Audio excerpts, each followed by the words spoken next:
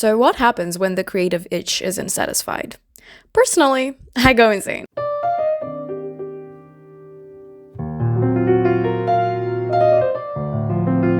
Hello, it's been a while since we've last met so intimately, which is why I want to reintroduce myself for those who might not know me or for those who know me for my vlogs.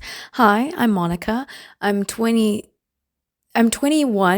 and I'm a journalism student. And a fun fact about me is that if I don't speak to my camera, I go insane. What my mom fears the most to hear from me is, "Mom, I feel like I'm not doing enough." And while we could definitely trace that back to some childhood trauma about me being raised as an overachiever, it's more because of the defect that I was born with, which is the visceral need to constantly create something of my own. And no matter what's going on in my life, tons of assignments, an active social life, career-oriented projects on the side, some health issues that probably deserve more attention.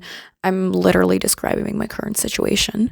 I never feel like I'm doing enough if I'm not creating. And while my mom never understands this insatiable craving and doesn't know how to make me shut up about it, if you're someone whose brain constantly swarms up with ideas to the point that it can give you a literal headache, and you struggle to find people who understand that creative itch, then this video is for you, and I hope it will feel like a hug because I definitely need one. Let's set the scene by defining what a creative actually means. And yes, I brought my computer to this conversation because I write scripts for all of these little video essays or whatever you want to call them. And I always put myself through this excruciating pain of trying to learn them by heart because I'm not as coherent on camera as I appear to be. Therefore, ignore it and don't take it personally if I don't constantly look at you. Creative is a pretty clear term, but to me, every person is some type of creative. Some in more traditional ways like painters, designers, YouTubers, or untraditional like someone deciding to start a business based on their idea. A creator is simply a person who brings something into existence. But here's a big difference. Not every creator has the creative itch. The creative itch, according to me, is the menacing urge to create something that is truly yours. For example, when I used to write essays for my composition class, it never satisfied my creative itch. My professor was the one in charge setting the requirements and frameworks for each essay, and while I did have some flexibility to choose the topics of research, at its core, those essays weren't based on my ideas, fully on my ideas. Therefore, it didn't satisfy my creative itch. What I believe drives the creative itch are two things. First, the need to express yourself, to translate the ideas and thoughts in your head into the outside world using your skills, values, and vision. And two, to free up space in your head. Because the creative itch is heavily triggered by consuming content that fuels your inspiration and sets off that violent need to create. And in today's world, that can happen constantly since there's just so much content stimulating our minds. Nowadays, there's an oversaturation of creators because it's much easier to be one. Everyone has a phone, ideas, opinions, unfortunately, and dozens of platforms to share whatever they make. Being a content creator has literally become a profession, and that's when things got more complicated. Going back to my idea that everyone's a creative, but not everyone has the creative itch, you can really see that difference online. You can tell who's creating for the sake of artistry and who's creative just for numbers or for the paycheck. Which honestly isn't bad because I would love to pay my bills by posting a YouTube video, but it is frustrating to see that people that post for the sake of getting money get more recognition than those who post for the sake of creativity or expression. I was watching one of Mina Lay's videos and she talked about how normal people don't want to post anymore because there are now rules for sharing content. You have to make it aesthetic, artsy but not too artsy, carefully curated, and perfectly timed. And these are obviously first world problems, but social media used to be this exciting place where people shared their little outfits, what they had for dinner, and random ideas, and there was no right or wrong way to do it. But now platforms favor creators who follow the algorithm rules, post often, have a cohesive brand, a pleasing aesthetic. Those are the people that get pushed, the ones that are most visible. That's why it's harder for smaller, non-traditional creators to emerge, and why why a lot of people that would like to share content feel discouraged. Let me illustrate this with a personal example. I love fashion and I would love to create content surrounding it. But when I see that there are already so many girls that are sharing their cute cozy fall OOTDs and constantly have like this influx of clothes and like this pressure to wear something new every day and post aesthetic photo dumps every single week, I'm like, oh my God, I will live without having the anxiety that my content might not be performing well because it's the second time this month I'm wearing the same outfit. You know what I mean? The difference between professional creators and creators that create for the joy of it is that when you're creating as a job, it becomes mechanical. You have a certain amount of posts you need to get out to keep your engagement, certain trends you need to follow to satisfy the algorithm. It's literally like performing tasks for an actual job. But when you create for expression, you put your heart into it. It's more vulnerable. You want people to connect with it on an emotional level and get a certain amount of feedback from it. It's like when you were 5 and you just like drew the most transfigured portrait of your mother. So you excitedly run up to her and you're like, Mom, look. And of course, it's a piece of shit. But you do expect your mom to go, oh my God, sweetie, that's lovely. You put some work and soul into it, probably not much technique, but soul. And you want it to be acknowledged. But to build a public, a community, people to give you that feedback, you need to play by the algorithm rules. Post consistently, use fucking anxiety by Doji, or I don't know, Sugar on My Tongue by Tyler, the Creator. I have no idea what is currently trending at the moment. And when you don't, your work gets buried and you get 2 likes and like 3 views, and it's disheartening. That's kind of how I feel with YouTube because I genuinely love making videos, but I can't post weekly. I can't produce a video every single week. And I don't want to make reels. I don't want to make shorts. I just don't want to do it. I don't want to do it because the creative process is not usually like that.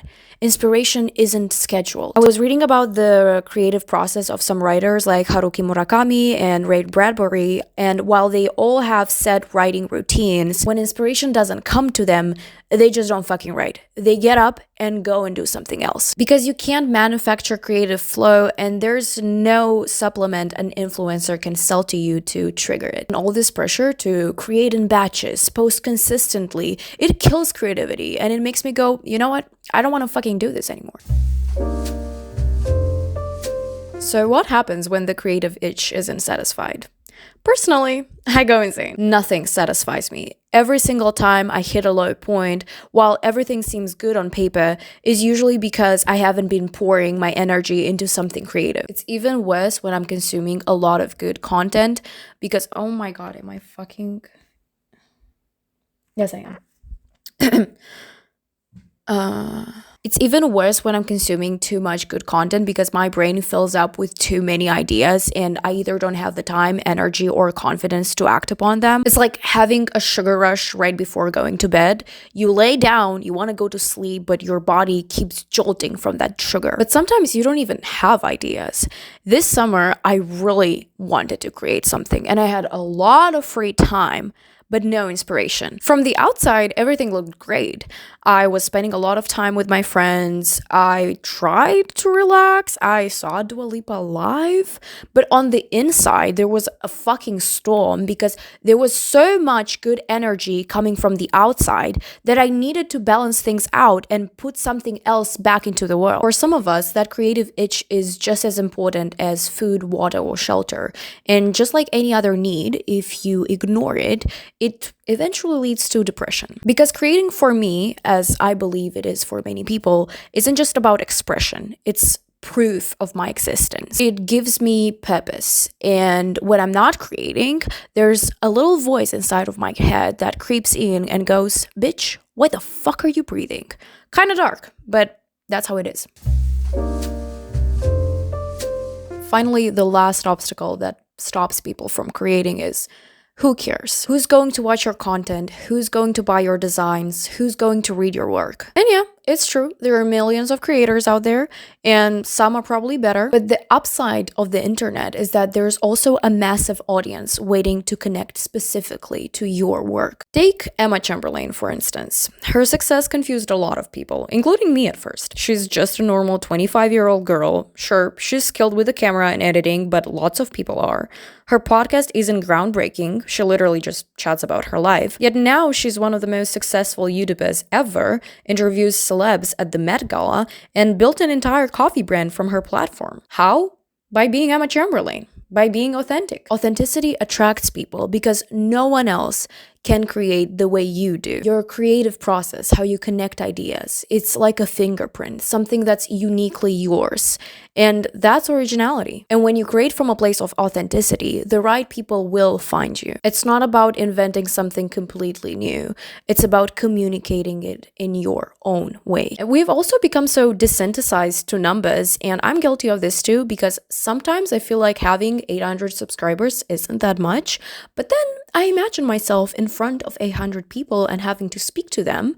And if I were to do that, you would be able to look down at my feet and you would see a little puddle of piss because I would absolutely wet my pants and I wouldn't be able to speak in front of them. Only 10 people liked your post. That would be the equivalent of 10 people coming to your face and saying, I like what you did. Would you be disappointed? Of course, metrics don't translate exactly like that, but you get the idea. Those who are familiar with me know that I'm both a handhelder, but I'm primarily a doer, which is why I want to offer some advice on how to cure the creative itch and how to get over some fears when it comes to being a creator. Treat it as a priority. If you get sad when you don't create, then start treating it as a non-negotiable. One of my non-negotiable is that no matter how drunk I get and how late I come home, I will still always take my makeup off and I will always have a shower. Creating should be treated as a priority and you should do it regardless of how you feel or whatever is in the way. If you have no ideas, do anything. My main creative outlet is video making, but in September, I was not really feeling creatively inclined to do that. Therefore, I designed some things on Canva. I wrote a little text that was on perfumes, nothing related to what I'm actually doing. However, it slowly warmed up my creative engine, and that's how I birthed the script for this video in one sitting. If you have too many ideas and you feel overwhelmed and you have that perfectionist mindset that you have to do everything perfectly from the start, do it shittily and do it proudly because so many people already do that. So channel your inner 3-year-old and just create. I finally got warmed up, like now I can feel like I can speak to you without no script, you know what I mean? No, actually I won't. If you're scared because your work might suck, then remember, your taste will always be ahead of your skills. However, the only way to close that gap is by practicing. Act upon your ideas before somebody else does. I've lost count of how many times I had an idea, didn't act upon it, and then I saw it done by somebody else very poorly. Or even worse, I used to have this fashion blog and I had a lot of ideas for like articles. And one time I wanted to write about Vogue. And one of my opinions was that it's time for Anna Wintour to kind of take a step back from her position as editor-in-chief. 1 week later, Vogue literally announced that Anna Wintour is stepping down from her editor-in-chief for Vogue US. I screamed at myself. Share your work. What you make can only be made by you. There's an Instagram account, Data But Make It Fashion, a girl who combined her love for fashion with her computer science degree or something like that. Some people would never think about putting those two together, but she did. And now she's followed by actual celebs and featured in Vogue. So share your creativity so that your community can see you.